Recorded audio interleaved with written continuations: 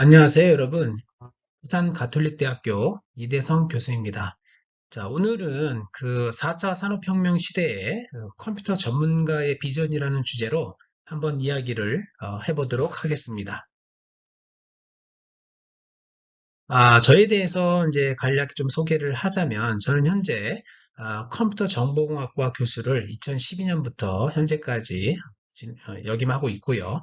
그 다음에 한국정보통신학회 부회장, 그리고 융합보안학회 부회장, 그 다음에 한국클라우드협회 부회장, 그 다음에 부산 유비쿼터스 사물인터넷협회 보안부가 위원장, 그리고 이제 국가사이버안보센터 정보보안관리실태 평가위원, 국가사이버안보센터에서는 그 우리나라 주요 그 기반 시설, 공공기관들에 대해서 보안 관리를 하고 있습니다. 제가 위원으로 참여하고 있고요. 그 다음에 부울경 화이트해커 양성 사업단을 운영을 하고 있습니다. 이 부울경 화이트해커 양성 사업은 위에 이제 그림이 있는데요. 2020년부터 2020년, 21년, 22년 이렇게 3년차 운행을 하고 있습니다. 그래서 현재 3년차에는 8개 대학에서 각 대학마다 한 17명씩 참여를 해서 현재 47명의 학생이 화이트 해커, 블랙 해커가 있고 화이트 해커가 있는데 화이트 해커로 거듭나기 위한 교육을 지금 받고 있고요. 교육 이후에는 이 부울경에 소재한 공공기관 취약점을 점검을 하고 관련해서 우수한 학생들은 취업까지도 연계할 수 있는 그런 사업을 진행하고 있습니다. 또한 동남정보보호지원센터에서 자문도 진행하고 있습니다.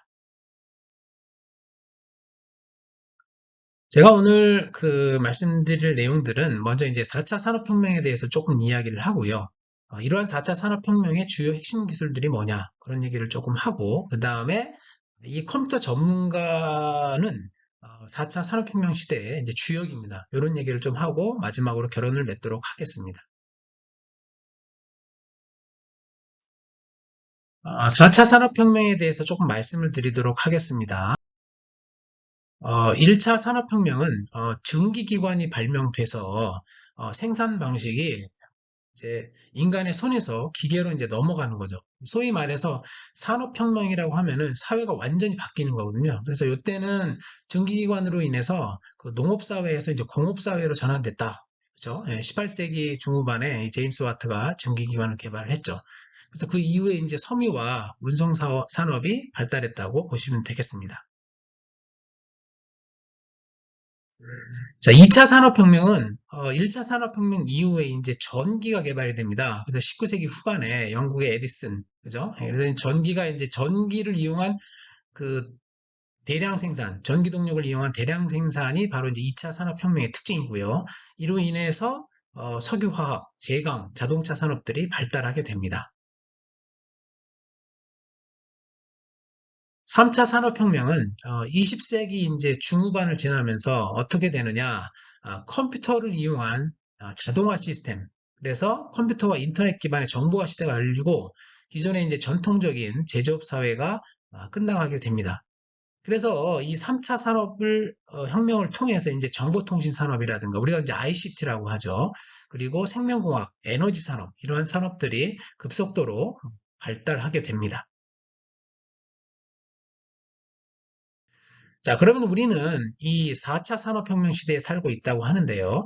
이 4차 산업혁명의 특징은 산업 간의 결합입니다. 이게 무슨 얘기냐? 기존에는 항공산업, 자동차 산업, 그다음에 뭐 의료산업, 그다음에 조선산업, 이렇게 이제 산업, 그다음에 컴퓨터 산업도 하나의 그냥 IT 산업이었어요. 그런데 지금은 이 산업 간의 결합, 그래서 항공산업과 ICT 산업이 결합이 되고, 의료산업과 ICT 산업이 결합되고, 그다음에 조선산업과 ICT 산업이 결합되고, 모든 분야에서 이 컴퓨터 자동화 ICT 프로그램이 결합이 되면서 이 산업 간의 결합이 되는 그런 융합이 특징이 되겠습니다. 그래서 이 4차 산업혁명의 주요 기술들이 뭐냐 보시면 IoT, 클라우드 컴퓨팅, 빅데이터, 모바일, 그리고 추가적으로 인공지능, 그리고 사이버 보안 이런 것들이 현재 주요 기술들로 나타나고 있다라고 보시면 되겠습니다. 우리가 이 ICBM이라고 얘기합니다. 자, 조금 더 자세히 보도록 하겠습니다. 자, 그러면 4차 산업혁명의 핵심 기술들은 뭐냐? 앞에서 간략하게 이제 말씀을 드렸죠. 먼저 IoT 기술입니다. 우리가 이제 IoT는 사물 인터넷이라고 하는데 인터넷 오브 띵스의 이제 약자가 되겠습니다. 그래서 이 사물 인터넷이 발달하게 된 것은 사물 인터넷이라는 것은 사람과 사물, 사물과 사물, 기계와 기계가 막 통신을 한다는 얘기거든요. 이러한 것이 가능하게 된 배경에는 네트워크이죠, 네트워크. 그래서 우리나라는 2019년도 4월 달에 세계 최초로 5G를 상용화를 했습니다. 이 5G는 어떤 거냐면요. 1제곱킬로미터당 100만 개의 기기가 IoT 장비들이 연결될 수가 있어요. 그래서 연결될 수가 있습니다. 그래서 초연결이다, 다중접속이다, 이런 것들이 가능한 것이고요. 4G 대비, 4G 보통 여러분 LTE 아시죠? 4G 대비 10배다라고 보시면 됩니다. 그리고 이제 저지연, 초저지연이라 그래가지고 거의 지연이 한 그 1ms 정도입니다. 1ms 정도면요, 눈 깜빡하는 사이에요. 그래서 이론적으로는 원격으로 외과 수술이 가능한 정도의 속도다. 예. 그래서 지연이 4G 대비 10분의 1로 줄었다라고 보시면 됩니다. 그리고 이제 초고속 대용량으로 최대 전송 속도가 20GBps입니다. 4G 대비 한 20배 정도 되죠. 20GBps면 예전에 이제 여러분 뭐 아시는지 모르겠는데 지금은 이제 넷플릭스나 이런 OTT 서비스를 받지만 예전에는 영화 사이트들이 있어가지고 서버에서 다운로드 받아가지고 영화를 보던 시절이 있었어요. 그때 이제 뭐 한 10여 분에서 많으면 1시간까지도 걸렸는데 지금은 영화 한 편을 수십 초 내에 이제 다운로드 받을 수 있는 그런 속도가 되겠습니다. 그래서 이런 속도와 대용량으로 인해서 자율주행차, 스마트 헬스케어, 스마트 시티, 실감 콘텐츠 이런 것들이 다 가능하게 된 거죠. 실제로 만약에 초지연, 그러니까 지연이 많이 발생하게 되면은 자율주행이 안 됩니다. 차끼리 네트워크를 하고 주변 상황을 다 인지를 해야 되는데 이런 지연이 많이 발생하면 이런 걸 할 수가 없죠. 그래서 결국은 이 네트워크 기술이 결국은 이런 모든 우리 생활에 일어나는 융합 기술들을 발전시켰다. 이제 그렇게 보시면 되겠습니다. 자, 또 하나의 핵심 기술은 클라우드 컴퓨팅입니다. 자, 클라우드 컴퓨팅이라는 거는 이 클라우드라고 돼 있죠. 그래서 마치 이 구름 안에 뭐가 있느냐? 여기에는 데이터베이스도 있고, 음악도 있고, 그 다음에 통신도 있고, 게임도 있고, 각종 서버도 있고, 저장 공간도 있고, 그 다음에 응용 프로그램들도 상당히 많아요. 그래서 결국 이 클라우드에 있는 모든 이런 응용 프로그램들, 자원들을 돈을 내고 쓰는 겁니다. 예. 그러니까 기존에는 각각의 기관에서 각자 알아서 구축을 했는데 그게 아니라 클라우드에서 필요한 만큼 돈 내고 쓰게끔 하겠다라는 거죠. 그래서 지금은 영세 사업자가 직접 시스템 구축하는 게 아니라 그냥 모니터 한 대만 있으면 돈 내고 갖다 쓰면 돼요. 프로그램도 다 다운로드 받습니다. 예, 음악도 그렇고 그다음에 저장 공간도 다 제공을 해주는 거죠. 자, 그러한 기술이 주요 4차 산업혁명의 주요한 한 기술이 되겠습니다.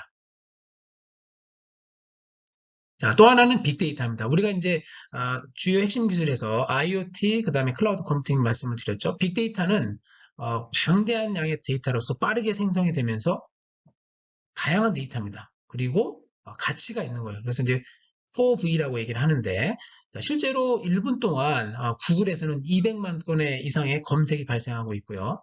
유튜브에서는 72시간 이상의 동영상이 재생되고 있습니다. 트위터는 27만 건 이상의 글이 생성되고 있어요. 이러한 방대한 양의 데이터를 갖고 있는 기업들, 결국 데이터가 자산입니다. 그래서 구글이 인공지능이 발달할 수 있었던 거죠. 왜냐하면 데이터를 많이 갖고 있기 때문에. 실제로 이 빅데이터 시장의 예측 규모는 보시는 바와 같이 급성장하게 됩니다. 대략 2000년, 2010년, 11년도의 전망치에 비해서 2014년에 비해서 400%, 4배 증가한 수치로 이렇게 나타나고 있습니다.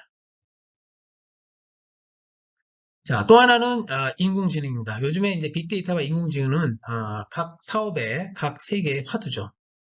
자, 그래서 이제 이 튜링 머신이라고 해서 영국에 이제 암호 관련된 천재 수학자가 있습니다. 이게 아마 그 이미테이션 게임이라고 해가지고 영화에도 있었는데, 이게 이제 세계대전에서, 결국 이제 암호를 풀었죠.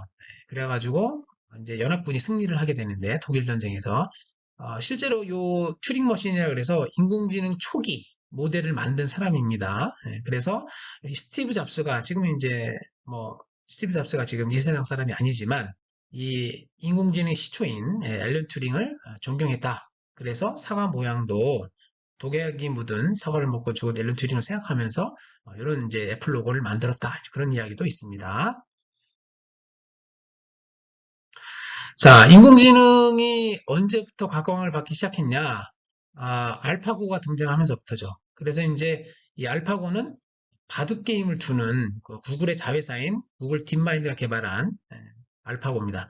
이 초당 180조의 연산을 해가지고 이게 이제 한 대로 하는 게 아니라 50대가 연결돼서 서로 이제 컴퓨팅을 하는 거죠. 연산을 하는 거죠. 그래서 굉장히 빠른 연산을 하기 때문에 경우의 수를 다 파악하고 있는 거죠. 그래서 굉장히 많은 수를 앞서서 두기 때문에 결국은 이제 알파고가 이겼습니다. 인공지능의 이제 기술이 급속도로 발전하는 계기가 되었습니다. 이게. 자, 사실 이제 인공지능은 최근에 들어서 굉장히 유망한 기술로 인정을 받고 있지만 과거에는 70년대 중반만 하더라도 이게 된다, 안 된다. 또 그 후반 80년대에 가서도 이 전문가 시스템, 그러니까 특정한 전문 시스템에서만 된다, 나머지는 안 된다. 네, 그런 그 굴곡이 많았습니다. 된다, 안 된다가 많았고요. 그러다가 최근에 이제 데이터가 굉장히 많아지고 그러면서 다시 인공지능이 가능하다라고 지금 이제 인지가 되고 있고 그런 기술들이 급속도로 발전하고 있습니다. 이러한 인공지능의 급속적인 발전에는 기본적으로 데이터, 방대한 양의 데이터가 있다라고 보시면 될 것 같습니다. 자, 또 하나의 4차 산업혁명의 핵심 기술은 뭐냐? 이제 사이버 보안입니다. 자, 모든 사물과 사람, 그리고 자동차, 기계, 항공, 모든 것들이 네트워크로 연결되면서 이제는 그 사이버 침해 사고가 각 분야에서 발생하고 있습니다. 앞으로 이제 볼 텐데요. 예를 들자면 여기 지금 앱입니다. 앱. 예, 버스 앱이에요. 그래서 버스 앱은 누구나 어, 다운로드 받아서 유명한 버스 앱이거든요. 그러니까 굉장히 많이 사용하는 버스 앱인데 이 버스 앱을 만드는 개발자 PC가 감염이 됐었어요. 그래서 감염된 PC로부터 개발자가 앱을 만들었고 이 앱을 다운로드 받은 사용자들은 당연히 특정한 악성 코드 분배 서버에 접속하게 되어서 본인의 핸드폰의 개인정보를 특정 해커가 지정한 업로드 서버로 파일을 올리게 됩니다. 자, 이때 나오는 각종 이제 내용들을 보니까 중심 키워드들을 보니까 뭐 국방, 안보 이런 내용들이 굉장히 많이 발견이 됐거든요. 그래서 누군가 특정한 목적을 가지고 이런 그 악성 코드를 심었다라고 보시면 되겠습니다. 자, 또 하나는 우리가 이제 공급망 공격이라고 합니다. 소프트웨어 개발 기업의 신뢰성을 무너뜨린다. 그러니까 우리나라도 그렇고 전 세계적으로 소프트웨어를 만들어서 배포하는 우수한 기업들이 많죠. 그 소프트웨어를 만들어서 개발해서 공급한 기업을 악성 코드를 감염시키는 거예요. 그게 바로 공급망 공격입니다. 우리가 서플라이 체인 어택이라고 하는데, 자, ERP라는 프로그램이 있어요. 그래서 모든 기업의 전산 자원을 중앙에서 관리하는 소프트웨어입니다. 이 소프트웨어 개발 환경이 침투를 당해가지고 이 기업으로부터 만들어진 모든 프로그램, 수요자들이 많이 쓰겠죠. 수요기관이 다 감염이 됐습니다. 그래서 고객 기업으로 악성 코드가 자동 전파됐다. 그래서 이러한 공급망 공격은 세계의 관심사입니다. 자, 이제 사이버 보안의 큰 위협이 이제 사물 인터넷에도 나타나고 있습니다. 모든 것이 네트워크로 연결되고 조그만한 디바이스, 휴대폰, 그 다음에 IoT 장비들이 다 이제 인터넷으로 있다 보니까 그만큼 사이버 보안에 신경 써야 될 영역들이 굉장히 늘어난 거죠. 최근에 또 비대면 환경으로 인해서 온라인 접속이 굉장히 많아져서 사실은 굉장히 중요한 보안 이슈가 많습니다. 뿐만 아니라 이 자동차를 원격 제어하는 그런 실제 사례가 있었고요. 제가 시간 관계상 실제로 이게 와이어드 이제 그 시큐리티에서 모 기자가 자기가 운전을 할 테니 자동차 해킹 전문가한테 내 차를 좀 해킹해라. 실제 그런 사례가 있었습니다. 그게 어떤 차량이냐면 체로키, 집 체로키예요. 그래서 140만 대를 리콜한 사례가 있었어요. 그리고 이제 이게 홈 서버를 해킹을 해서 댁내에 이제 가스 밸브가 개방이 됐다고 했는데 실제로 우리나라 그 월패드 사건이 있었죠. 그래서 이제 700만 가구의 아파트 그 월패드, 예, 거실 환경이 다 이렇게 사진을 촬영이 돼가지고 중국 홈페이지에 올라가는 그런 일들이 있었습니다. 뿐만 아니라 의료기기도 원격에서 위변조를 해가지고 전류량을 과잉 공급해서 환자가 이렇게 사망할 정도의 위험한 이런 것들이 확인이 됐습니다. 실제로 독일에서는 의료 그 시스템 해킹을 당해서 환자가 사망한 경우도 있었습니다. 그만큼 이제 사이버 보안이 중요한 기술로 부각을 하고 있습니다. 뿐만 아니라 이제 제어망이라 그래서 이런 그 우크라이나의 그 전력 시스템 그리고 사우디아라비아의 화학 공장 그다음에 우크라이나 요즘 이제 전쟁이 한창이고 있는데 사이버전을 계속 하고 있죠. 그래서 이런 굉장히 국가의 기반 시설들 전력을 생산한다거나 항공, 조선 이런 것들은 굉장히 국가의 철도 이런 것들은 자동차 그 도로교통 체계 이런 것들은 굉장히 중요한 기반 시설들인데 이러한 것도 사이버 해킹이 일어나고 있다는 얘기죠. 이런 것은 누군가 개인이 하는 게 아니라 국가가 지원해서 한다는 얘기예요. 그러니까 실제적으로 사이버전이 일어나고 있다는 얘기입니다. 자, 뿐만 아니라 딥페이크라고 해서 요즘에 이런 나타난 이미지들이 다 가짜입니다. 학습에 의해서 사실 만들어진 영상이고요. 이게 정지된 영상이 아니라 동영상으로 나옵니다. 그래서 아마 그것이 알고 싶다 같은 프로에서 이제 딥페이크에 대해서 여러 가지 얘기를 했는데 보이스피싱이 악용되면은 굉장히 그럴싸하게 이제 그 사기 이런 것들에 이제 당할 수가 있는 거죠. 그래서 앞으로 이 딥페이크에 대해서도 어떻게 보완을 해야 될지 예, 많은 염려가 있습니다. 자, 그리고 이제 이 인공지능을 잘 활용하면 좋은데 이 인공지능을 잘하기 위해서는 데이터가 자산이라 그랬죠. 근데 이 데이터가 이제 감염이 되는 거죠. 그래서 잘못된 학습을 하게 됩니다. 실제로 2016년도에 마이크로소프트에서 테이라는 챗봇을 만들었어요. 그런데 이 테이의 그 채팅창에 인종차별, 성차별 이런 내용들이 자꾸 올라오다 보니까 이 테이가 학습을 잘못해가지고 자꾸 그 인종차별, 성차별적인 그런 그 결과를 내는 거죠. 그래서 결국은 셧다운 시켰습니다. 네, 그런 사례가 있습니다. 자, 그러면 지금부터 4차 산업혁명 시대의 주역 컴퓨터 전문가에 대해서 조금 더 알아보도록 하겠습니다.